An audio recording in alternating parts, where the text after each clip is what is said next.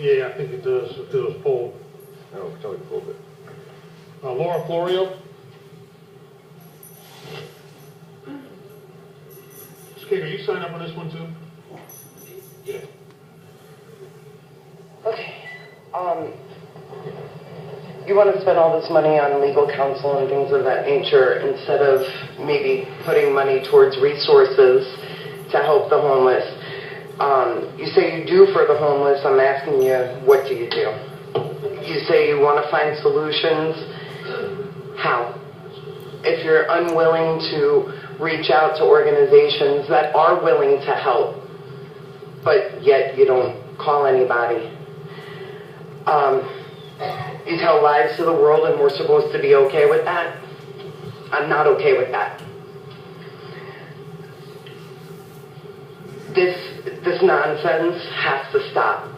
Spending money on defending lies and defending yourselves is ridiculous. What that money should be spent on are more resources, a facility. I've given you a proposal. You've ignored it. I've given you my card. You haven't called me, emailed me, sent me a smoke signal, nothing.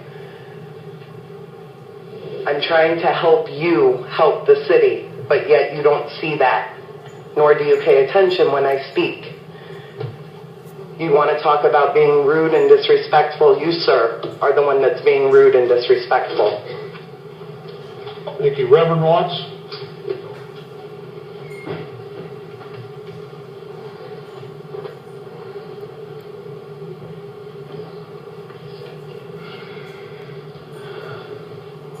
Week after week since the restrictive feeding resolution has been passed, I've continued feeding people outdoors.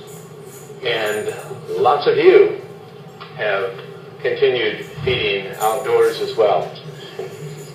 And I've been there when a number of you have gotten criminal citations and some of you have gotten arrested. And even if in court the city wins, how many of you are going to quit feeding? Nobody. So essentially it's not going to change anything in terms of what we do. More people perhaps will get criminal citations, more people will get arrested, and that will end up, in one way or another, costing the city more money, but it won't do anything constructive. I think, again, what needs to happen is we need to come together. There are people who are willing to give their time, willing to give their resources, who come out week after week because they care about those who are hurting in our city.